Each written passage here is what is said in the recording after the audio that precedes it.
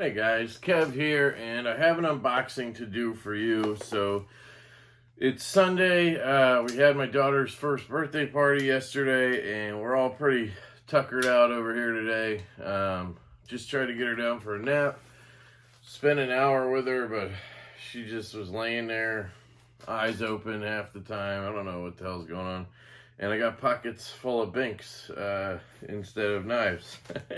So anyway, I'm a little zonked out today, but I have a package here from my brother, Kyle, DTOM Knives and Gear. I can hear something rattling in there like a keychain. So I might be the proud new owner of a keychain of some sort. But anyway, I think what he sent me was his Sean O'Connell custom. LBXL, I think it's called. I know he has another custom I think he's having built by Sean O'Connell. So he's a big fan of the guy's designs. I haven't handled anything yet. It's a big bruiser type knife, so probably not going to be for me, but I wanted to check it out.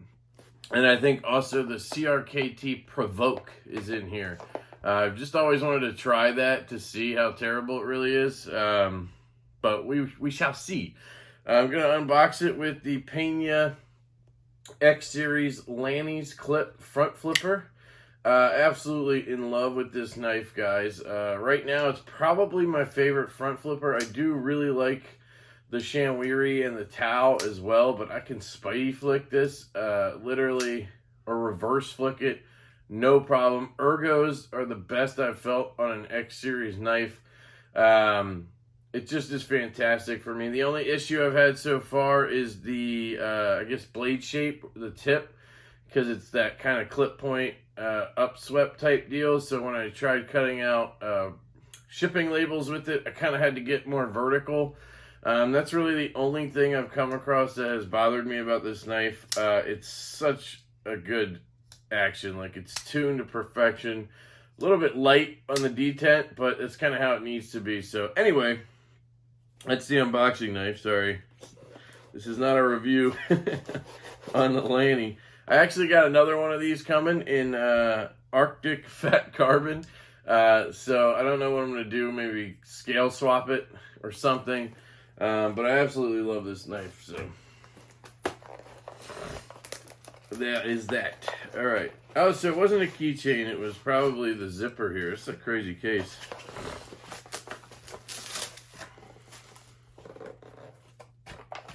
Good. I'm glad, because I thought maybe he put in one of those Lancelot leather keychains, which I already have a few of. So let's check this thing out first. I think it's the Provoke.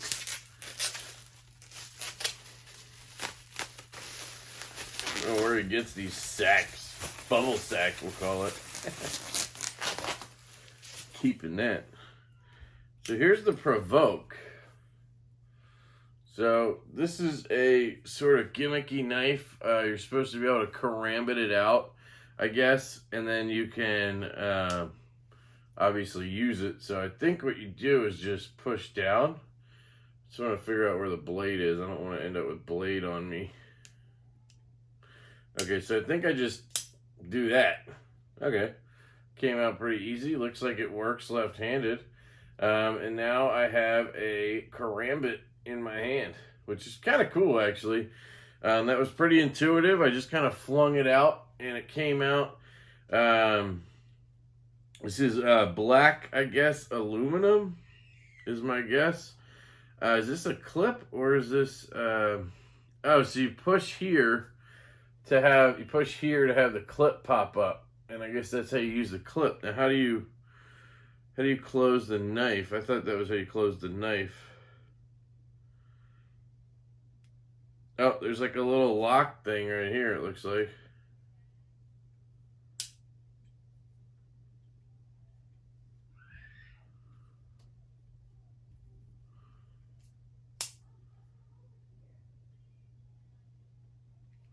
Sorry, I can hear my kid. I don't know what's going on down there. I'm worried my wife got taken over. Yeah, so right-handed, I guess. Just throw it down.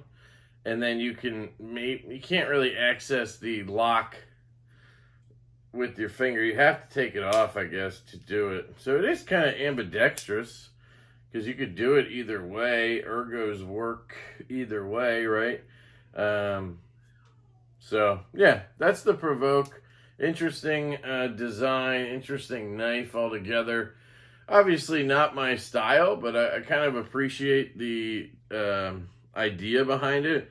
Man, there's a thick chunk of steel too. I wonder what kind it is. Feels relatively sharp. It's not made for like utility work, obviously. It says Caswell Knives right there. And then CRKT on this side. So, yeah, I don't know what the steel is. My guess would be something shit like 8CR or D2 maybe. I know some people really like D2, so sorry. It kind of feels weird to... I guess if you throw it down, it kind of works, but I don't know. It's kind of goofy. And the clip, I mean, that clip has to suck.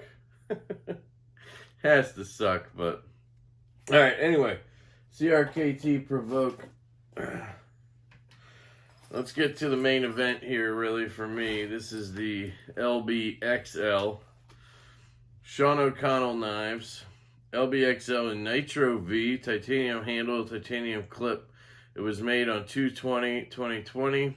Copper backspacer, you know, just to add an extra pound of weight. You have that, so you can pause and read, do whatever you want. Sean O'Connell knives, so cool. Again, sorry guys, I'm a little out of it here. Kyle, thank you. Enjoy this. Beast, Sean. So I think he sent this in to Sean to have work done because he stripped the screw. Probably the person before him stripped it, or somebody who owned it originally stripped it, and then Kyle just broke it off. Looks like Scott Big Boar also had this knife. Scott, thank you for your, I'm not sure what that says, support. I can be forgetful, so please remind me I owe you a BXL with something. I don't know. But anyway, so Sean O'Connell seems like a cool dude. He's writing personal notes to people and sounds very, very nice. So cool. Anyway, here's the knife. Look at this bruiser. This thing is absolutely a tank. And then you have this kind of like rock finished copper backspacer, which is pretty dope. Look at that. Obviously, I'll do first impressions at some point, and you'll see it up close, which I think is kind of necessary looking at this hulking beast of a knife. Yeah, I could see how he stripped the screw, man. Look at these freaking screw heads. I mean, they're massive, but you could still easily, you know, strip out the tooling or something like that. This thing is a beast. Seriously, I don't know if it'll work left-handed.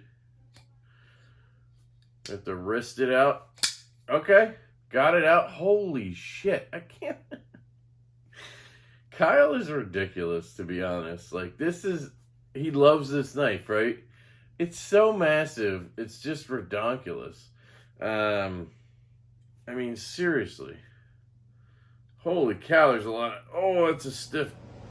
Whoa! That's a stiff lock bar, guys. You can front flip it, it seems like. Oh yeah, you can front flip it real easy. Left-handed, can I close it? Yeah, it's a little easier left-handed. Not very drop shutty.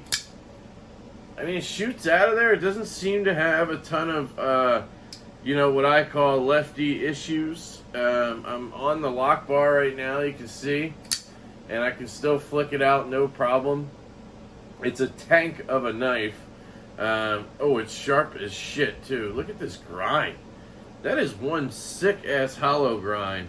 I don't know how well you can see it, but that is a nice hollow grind on there.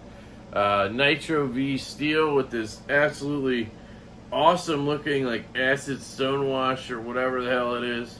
The lock bar is a bit of a pain in the ass, but I think if you're rocking a knife this big and massive, you can handle it. Holy shit, that blade is right there. Whoa.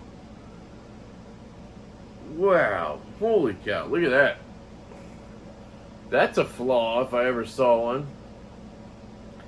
The edge is literally like even with the scale. Like I feel the edge just doing this, just lightly covering it. So that kind of sucks. But see, if it was in my pocket left-handed, I wouldn't be anywhere near that. I'd be over here. But still, if you're right-handed, you're going to go right past that. I could see somebody cutting themselves a lot on this thing. Yeah, that kind of sucks. It does look like the very end of the edge is not sharpened. But I can feel the sharpened part. So, I don't know. I'd say that's a design flaw. I do really like the action. That did not lock up, so hang on. I mean, I could do it without wrist. I could do it without wrist. See that? But giving it just a little bit of wrist, I think, is probably the way to go. Make sure you get it out there. Man, it has a mirror edge on it. Ergos are interesting. I mean, if I hold it back here, it's very comfortable. It fills my hand. I mean, it is a monster. I don't have tiny hands or bitch hands, as some would say. I have large glove-sized hands, so they're pretty average, I'd say. Maybe a little bigger. But this thing is a tank. Like, if I show you... This is my Leon Ma Field Duty, probably the biggest knife in my collection. Although I just pre-ordered the Gungnir from Renegade EDC, and that thing's going to be massive. But I mean, it's quite a bit bigger than the Field Duty. And it's just thicker, wider, longer, heavier. I mean, it is an absolute tank. Here is a bug out for reference. Okay, see that? I mean, that's a massive difference right there, guys. And then another big boy some people might know is the Recon 040. And, you know, so you got a 4-inch blade on that sucker. You know, they're pretty close. It's pretty much the same length, you know.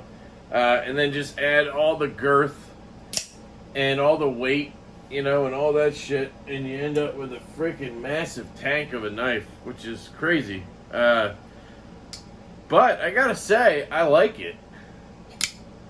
I didn't think I would like it. I thought I'd probably, you know, just think it was dumb, right? But I could definitely see somebody with massive hands who likes massive knives loving this knife. So I totally get it, Kyle. Thank you for letting me check this out, as well as the CRKT Provoke. I'll hit you guys up with first impressions, full reviews of these guys. Really something different to try, and I like that sometimes, you know. Man, I wish I could get it every time, but it seems like it comes out. I'm doing the same thing every time, and sometimes it flies out, and sometimes it doesn't. Maybe it's me, I don't know. Hold on, let me test something. I feel like I'm trying to go lower on the hole, and then it doesn't shoot up, but if I go higher, like put my finger up top, it shoots out. So that's what it is.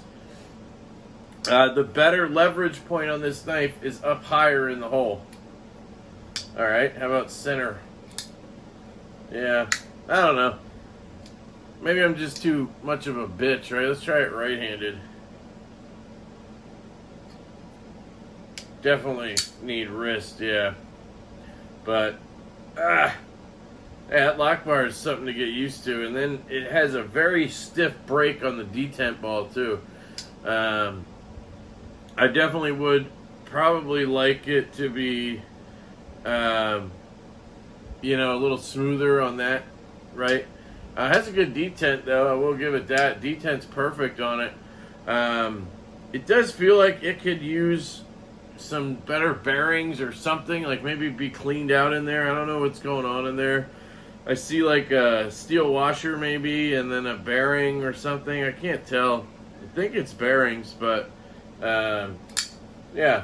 So definitely cool. I mean, it's handmade, so yeah, it's completely different than a production knife. Like the Field Duty, I absolutely love. It's a tank of a knife too, but this is probably the best production knife on the market, in my opinion. I know that's saying a lot, but it just is. Perfect detent, perfect ergos, great size for anything you need to do EDC-wise. Action is ridiculous. It looks fantastic. Has a reversible clip. You can reverse flick it for days. You can thumb flick it for days. It's just an absolute blast. It's perfectly finished, right? So, I mean, this is like production quality perfection, right? But when you get a handmade knife, you're gonna have those flaws, and that's part of the beauty of the knife, right? So anyway, that has been the LBXL from Sean O'Connell Knives and the CRKT Provoke. Thank you, Kyle. I love you, brother. Sorry, guys, a little zonked out here, but I absolutely love you too. I hope you have a fantastic day, and I will catch you later.